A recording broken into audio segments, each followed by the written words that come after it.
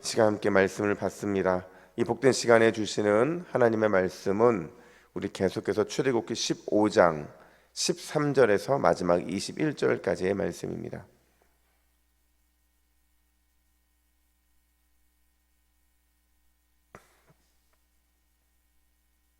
출애굽기 15장 13절에서 21절까지 찬양의 이유, 찬양의 능력 두 번째 오늘 말씀을 받겠습니다. 13절부터 함께 교독합니다.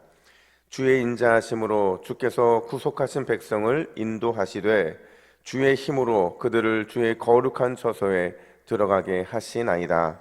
여러 나라가 듣고 떨며 블레셋 주민이 두려움에 잡히며 에돔 두령들이 놀라고 모압 영웅이 떨림에 잡히며 가나안 주민이 다 낙담하나이다. 놀람과 두려움이 그들에게 임하매 주의 팔이 크므로 그들이 돌같이 침묵하였사오니 여호와여 주의 백성이 통과하기까지 곧 주께서 사신 백성이 통과하기까지 였나이다. 주께서 백성을 인도하사 그들을 주의 기업의 산에 심으시리이다. 여호와여 이는 주의 처소를 삼으시려고 예비하신 것이라. 주여 이것이 주의 손으로 세우신 성소로소이다. 여호와께서 영원무궁하도록 다스리시도다 하였더라. 바로의 말과 병거와 마병이 함께 바다에 들어가매 여호와께서 바닷물을 그들을 위해 되돌려 흐르게 하셨으나 이스라엘 자손은 바다 가운데서 마른 땅으로 지나간지라. 아론의 누이 선지자 미리암이 손에 소구를 잡음에 모든 여인도 그를 따라 나오며 소구를 잡고 춤추니 함께 있습니다. 미리암이 그들에게 화답하여 이르되 너희는 여호와를 찬송하라. 그는 높고 영원하심이며 말과 극한 자를 바다에 던지셨음이로다 하였더라. 아멘. 여러분, 우리는 어제 이 후대를 위해 남겨놓은 모세의 찬양 전반부를 함께 살펴봤어요. 제가 두 가지를 강조했죠.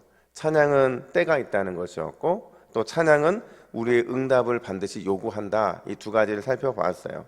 그러니까 우리가 온종일을 찬양의 때로 만들 수 있다고만 한다면 우리 인생의 홍해가 갈라지는 것은 물론이고 우리 역경의 홍해도 쉽게 건널 수 있다, 이렇게 말씀을 드렸고, 또 우리가 하나님의 구원의 역사에 반응할 수 있기만 한다면 그 놀라운 구원의 은혜는 누구 것이 된다고요? 내 것. 그래서 내 하나님, 내 구원자, 내 아버지가 되게 만드는 것, 그게 바로 찬양이라고 말씀을 드렸어요. 여러분, 어떻게 어저께 그 찬양 중에서 어떤 찬양이 여러분들의 온종일 여러분의 마음과 또 여러분의 입술과 여러분의 생각을 이렇게 지배했나요? 저는 오늘 저희가 불렀던 태산을 넘어 험곡에 가도 이 찬양이 그렇게 많이 불러지더라고요. 뭐 힘들어서 그런 게 아니고요. 이 찬양에 나오고 있는 가사들이 우리가 이 홍해의 바다를 건널 때 이스라엘 백성들의 마음을 잘 대변해 주는 것 같아서 이 찬양이 참 마음에 많이 불려졌고 또 이렇게 고백이 되어지더라고요. 오늘 본문은 두 가지를 또 다시 강조해 주고 있는데요. 모세의 노래의 세 번째 강조점이 뭐냐? 찬양은 받을 은혜를 사모하는 것이다, 이렇게 말을 하고 있어요. 그러니까 받을 은혜라는 게 뭐예요? 현재예요, 미래예요?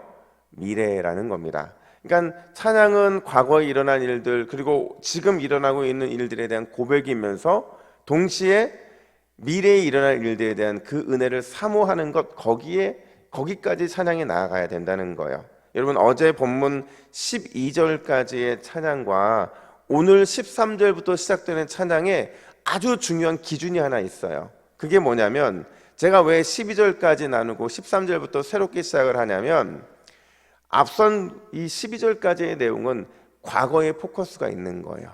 그러니까 이미 그들의 눈앞에서 홍해가 갈라지게 되는 놀라운 은혜를 경험했는데 그 은혜는 이미 눈앞에서 봄으로 인해서 과거 일이 돼버린 거예요.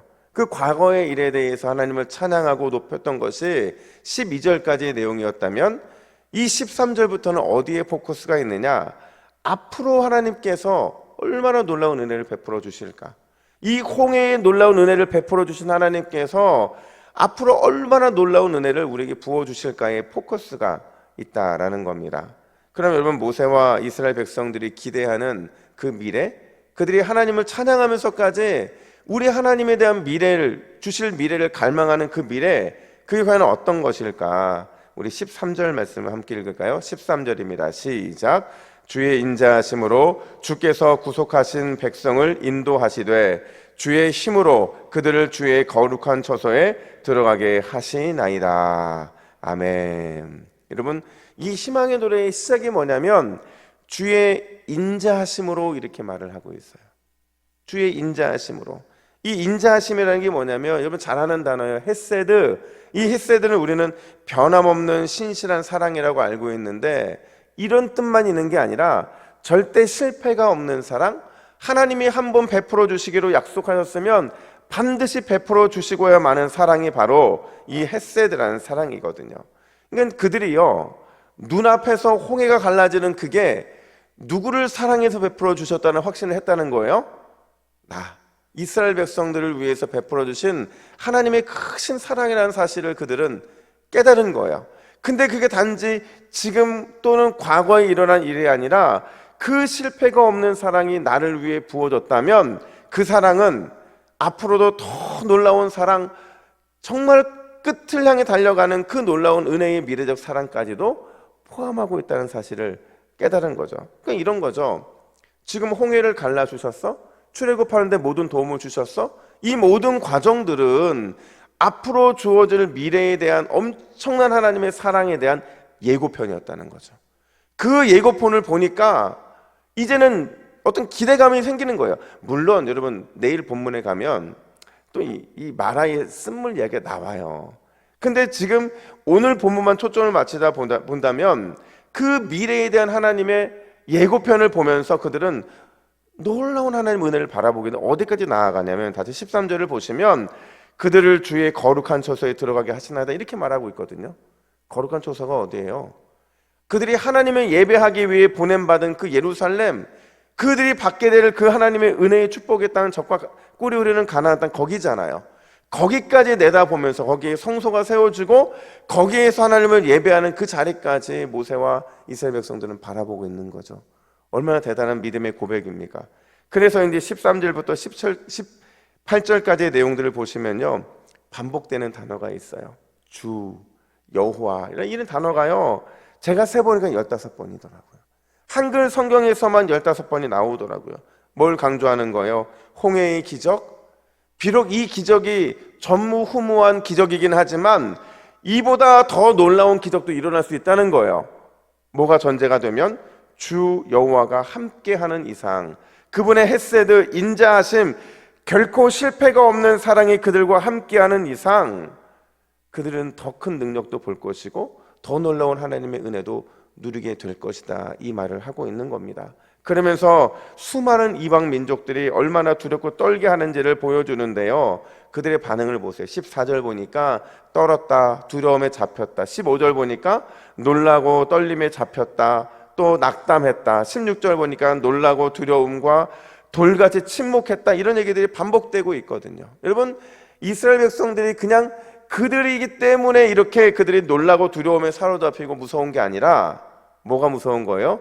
그들과 함께하는 그 하나님, 주 여호와, 그분이 이스라엘 백성들과 함께하기 때문에 홍해의 기적을 일으키신 그 주님이 그들과 함께하기 때문에 그들은 두려운 것이고 그들은 무서운 거라는 거예요.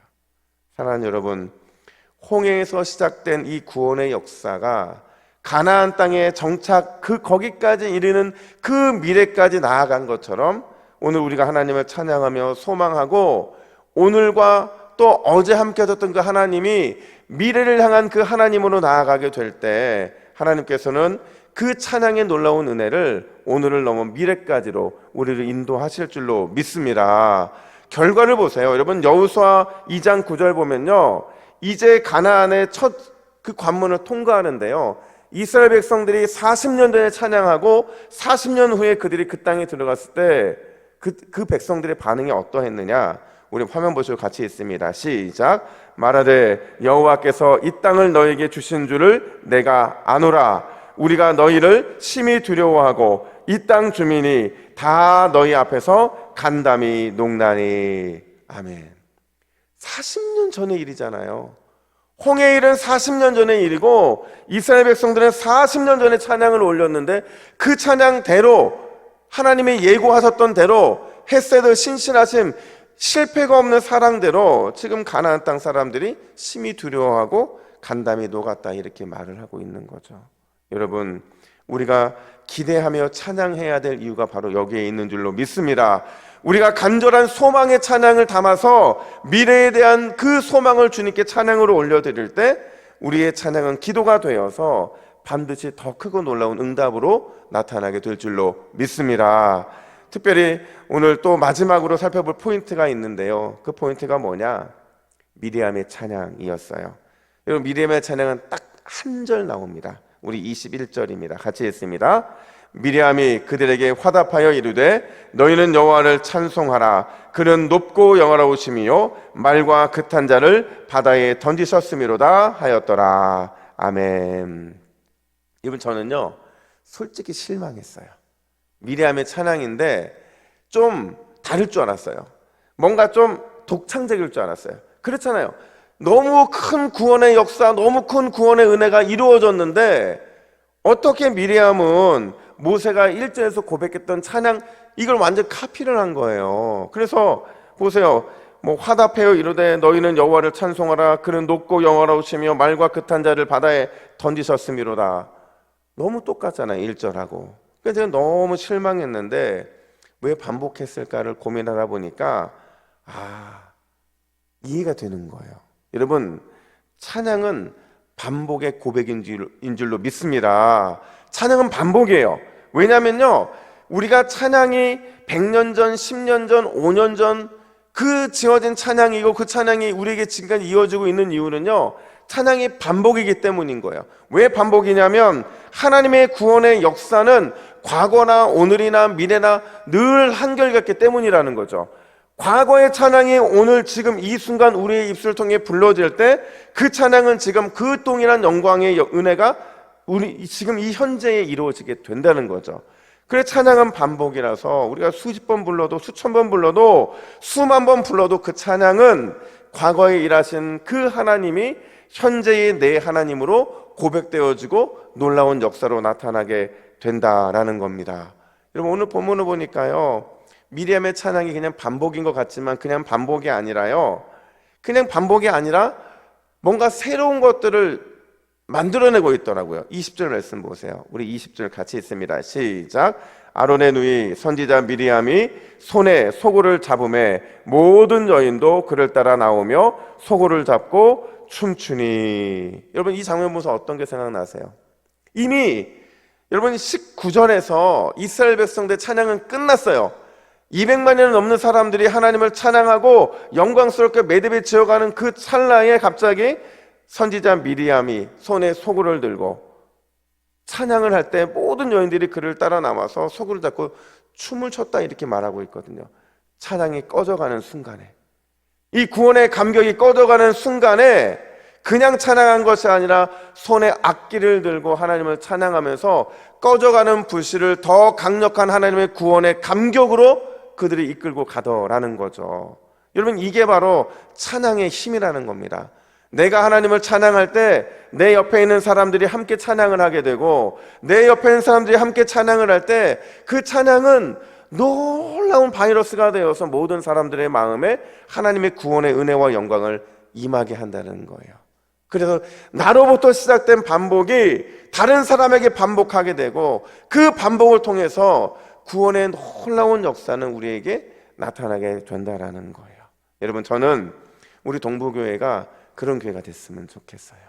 이 새벽에 우리가 찬양함으로 인해서 우리의 찬양이 그냥 다른 사람들에게 또 찬양이 전달되고 그 찬양이 찬양이 되어서 우리는 별로 기도하지 않았지만 찬양이 기도가 되어서 오늘의 기적을 만들어내고 또 어제 우리가 고백했던 고백이 오늘의 우리의 갈 길을 빛으로 인도할 수 있다고 한다면 우리 동부교회는 정말 하나님이 기뻐하시는 교회가 될 수 있는 겁니다. 여러분, 저는 그래요. 가끔 제가 그냥 새벽에 기도하다 막 혼자 찬양 부르고 싶을 때가 있어요. 근데 찬양 부르고 싶은데 가끔 여러분들이 너무 그냥 이렇게 기도 열심히 하시는데 제가 괜히 방해될까 봐 찬양도 못 부르겠지만 여러분, 제가 가끔 찬양 부르면 여러분 이해해 주세요. 아, 목사님이 찬양에 이 뭔가 감동이 왔구나. 그리고 옆에 성도님들 가운데 갑자기 기도하다 찬양을 부르시면 이해해 주세요. 왜냐하면 찬양은 곡조 달린 기도잖아요. 하나님이 우리에게 어떤 기도를 원하시는지는 내가 하나님과의 관계 속에 이루어지는 일이거든요. 저는 우리 교회가 오늘 물론 태산을 넘어 이거 함께 불렀지만 여러분에게 주시는 찬양이 있을 겁니다. 그 찬양의 능력을 붙잡고 기도하고 미래의 소망을 바라보고 기도하고 반복하고 또 반복해서 하나님의 구원하심을 구할 때, 또 찬양할 때 반드시 그 놀라운 역사는 오늘 하루 종일 우리와 함께하게 될 줄로 믿습니다. 우리 함께 화면 보시고 기도 제목을 같이 읽습니다. 시작. 주여, 찬양을 통해 미래에 펼쳐질 하나님의 역사를 소망하게 하옵소서. 반복 또 반복하여 찬양함으로 오늘 하루 찬양의 강력한 힘과 능력을 경험하게 하옵소서. 아멘. 함께 기도하겠습니다. 하나님 아버지, 우리의 찬양을 통해 늘 영광 받아 주시니 감사합니다. 우리 동부교회는 찬양이 끊이지 않는 교회가 될 줄로 믿습니다. 하나님의 구원의 역사를, 미래를 내다보며 더 갈망하는 교회가 될 줄로 믿습니다.